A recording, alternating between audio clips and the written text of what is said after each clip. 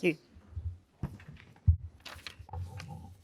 I'm also the bringer of the chicken, which actually got pulled out of my bag in customs yesterday and then put back in and then had to be pulled out again to show the other customs officers. So I always kind of hope that it doesn't squeak in the overhead locker. But yeah, I find I'm not the loudest of people, so for training I find this is my go-to. Sometimes it's been hung by my participants because it gets quite annoying by the end of the day.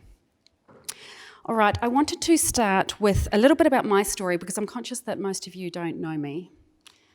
Is the clicker working? Yep. So we hadn't talked about anticipate this morning.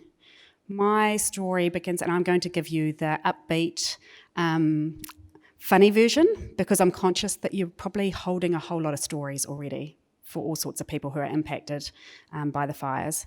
So I'm going to give you the fun version. So our story and for our family started at 4:35 a.m, September the 4th, 2010.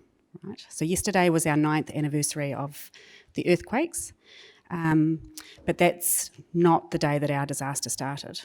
Right.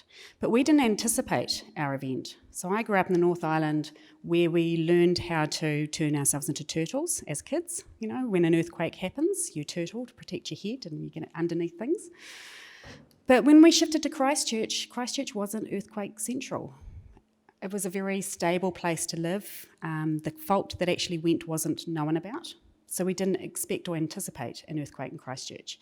In fact, when it happened, we all wondered if Wellington had slid into the sea. You know, so we woke up at 4:35 September, so dark and cold, and you can just imagine that. For me, earthquakes had before this been like thunderstorms, kind of exciting, kind of a little bit of fun. Well, this was like nothing else. The sound of, people talked about the sound of the airplane coming down. That's what many people thought had happened. But my husband and I, we flew out of bed, and this isn't what you should do, just in terms of emergency management. You should always drop, cover, hold, right? But our kids were not very far away from us, and they were quite young at the time. So this is my 2 kids here. At the time of the earthquakes. We flew out of bed. There was no chance of communication. I went to the first door, which was my daughter's.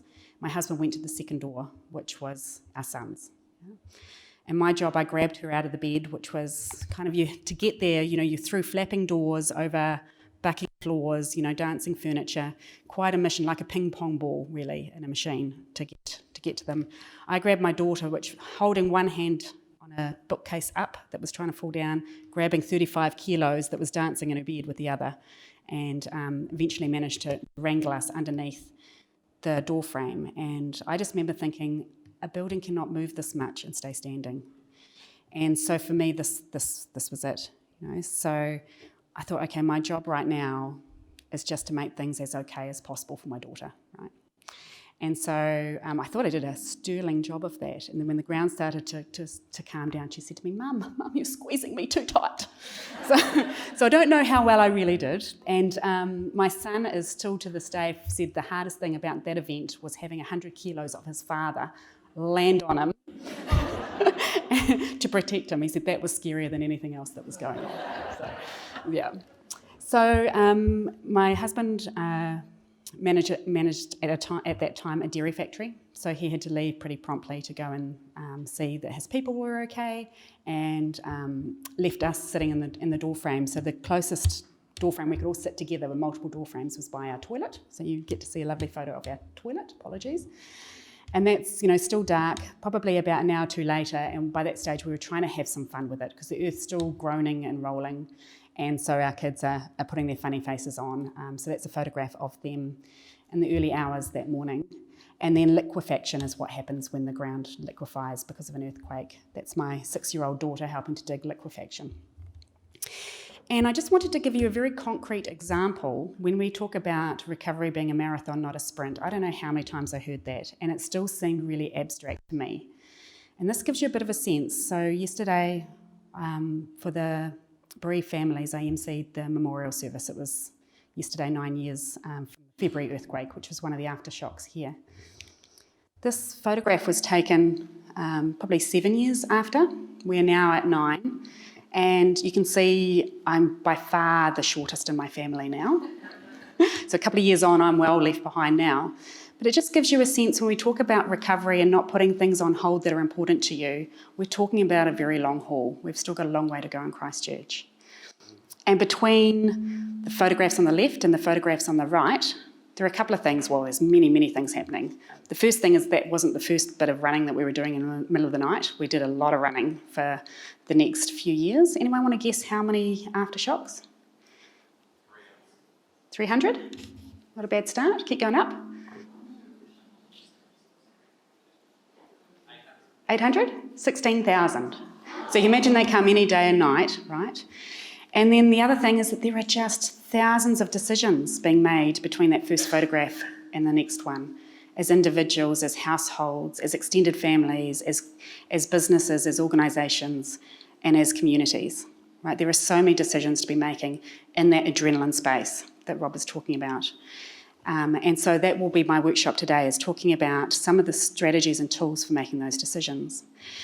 But one of the things we found, we thought in our communities, as much as our communities are unique, right? No one else could have a community like ours, and no one else could have the very sort of set of disaster circumstances that ours could. Does this sound familiar? Yeah? So that's, very much the thinking that we had, and we came up against some roadblocks, some really difficult times, and at that stage we just had to think, this isn't the first disaster the world's ever had, right? And so at that stage we had the help of the likes of Rob Gordon here and Anne Ledbetter, and it was just a godsend. So I think it's just so important to be continuing the learning from disaster to disaster, because there's something about not feeling as alone, because someone else understands the kind of challenges that you're facing, which is why having a group of you together in a room like today is so important. And Elizabeth McNaughton, who's my business partner, so we now, so I used to work for Red Cross and so did she. We now run Hummingly, which is a social enterprise. Basically, we take a lot of the learning from disaster and help bring that to people in tools and practical products to help with times of challenge. And for the last, probably a big chunk of the last 9 years, we've been looking at learnings from disasters from all over the place, from Australia, New Zealand and around the world, and thinking, how do we help make that as applicable as possible, because so often the learnings leave as the recovery winds up, and that takes a very long time. But people are so tired at the end of that. It doesn't necessarily carry easily from disaster to disaster, which the likes of Anne and as Rob and others is so important. And so Elizabeth did a Winston Churchill Fellowship looking at the learnings of leaders working in disaster recovery. What are the things that they would go back and tell themselves if they had a chance to do it over again? Yeah. I did a Winston Churchill looking at how do we better support. It is? Okay, thank you. How do we better support people working in recovery? And from that, we've created some really practical tools. So one of them you'll see on your seats, kindly donated by Australian Red Cross, because they are now out of print. So Australian Red Cross have created that leading in disaster recovery booklet. And there's a couple of others that I want to take people through in the workshop today. So you can expect a mix of research and of practical, really super practical tools and science to really think about guiding your own decisions, your community's decisions through the many decisions that you'll face in recovery. Thank you.